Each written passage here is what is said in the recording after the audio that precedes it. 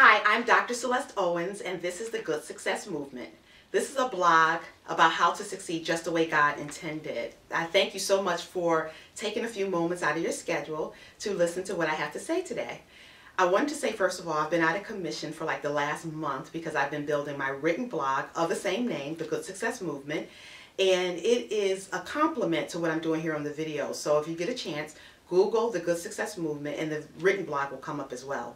Also, I'll have your ear. If you get a moment, please like me on Facebook at Dr. Celeste Owens. Thanks so much. So today I want to talk to you about the dangers of negative thinking. Most people, when they meet me or have known me for any amount of time, are pretty surprised to find out that I'm prone to negative thinking. And I'm so grateful that they're surprised by that, because had they met me in my teens or my 20s, they wouldn't have been so surprised. I had a really difficult time controlling my moods. I was often, frustrated and aggravated, and it really wasn't because things were so bad. It was because I thought of things in a very negative way and often created drama for myself. At least in my mind I did, and I often felt depressed and down and sad. So anyway, God has been so good. He has really helped me to gain control over that. But I'm still susceptible to it on occasion. So I'm going to talk about one of those occasions today. The other week, maybe about 2 weeks ago, I was at a friend's birthday party. And at that birthday party, her husband and her children and other people who got up to speak really bragged about the type of person she was. And she really is a sweetie.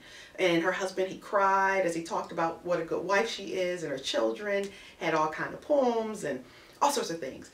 It was just such a feel-good type of birthday party. And I left there just loving what I learned about her and just about the love that was shown for her. I remember during that event, I turned to my husband and I said, "Hey, I hope you and the kids can say the same about me in the next 10 years or so." And he just looked at me and didn't say anything. So from that interaction, I left there feeling okay when I left, but the next morning when I woke up, I thought about the fact that he hadn't said anything, and about the fact that I wasn't where she was in, her motherhood and her wifehood, if that's a word. And I just started to spiral downward after each negative thought. I just felt worse and worse. So by the time Sunday morning came, needless to say, I was pretty depressed. And I was crying and all sorts of things. And my husband and kids didn't see me, that way. I decided to go to church anyway. And on the way to church, my son said to me, "Mom, why aren't you smiling today?" And I said, "Well, I just don't feel good." And then my husband kind of asked, "What is it? Stomach ache, headache?" And I couldn't answer the question because it was just, I had mental problems that day. I mean, it was the truth. I didn't feel good, but not in the regular physical sense that most people would think. So anyway, got back home and I decided that I was going to talk to my husband about what I was feeling. And even as I commenced to have the conversation, even as the words left my lips, they sounded so hollow and so wrong. They were actually all lies. And even as I said them, I felt silly.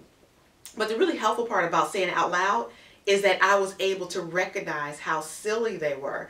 And my husband, of course, said, "You are a great mom, you are a great wife," just what I would expect him to say. And then I mentioned to him, "But you didn't say anything when I said, could you and the kids talk about me nicely in 10 years? And he was like, "I didn't even hear what you said." He's like, "Of course we could talk nicely." So look how crazy that was, that I, ran off the deep end with that comment when he actually didn't even hear what I had said. So how silly was that? But anyway, I wanted to share a scripture with you that often helps me when I get into the mode of comparing myself to other people. And it comes from 2 Corinthians 10 and 12. And it says, "I do not dare to compare myself with those who praise themselves. I'm not that kind of a person. They measure themselves by themselves. They compare themselves with themselves. When they do that, they are not wise." And what I get from that scripture a lot is, don't compare yourself to other people. How silly is that, and how unwise that is? Because other people are sometimes further along than you are, and likewise you're further along than other people. Really, who we should compare ourselves to is Jesus. And not in a way to compare ourselves to everything that will be perfect and get to a destination of perfection, but really comparing ourselves to Jesus as a way of aspiration, as a way of saying, I want to every day, every moment, strive to get closer and closer to what Jesus represented. I know I won't get there, but I just really would like to be more and more like Jesus as I walk this earth. That's what we should be aspiring to.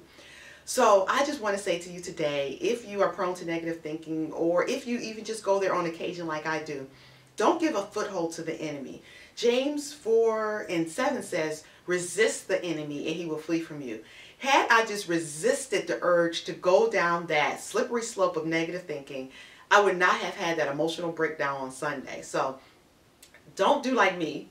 Just be thankful each day and be grateful and really aspire to be more like Jesus. Thank you so much for listening, and I will see you next time on the Good Success Movement. Take care.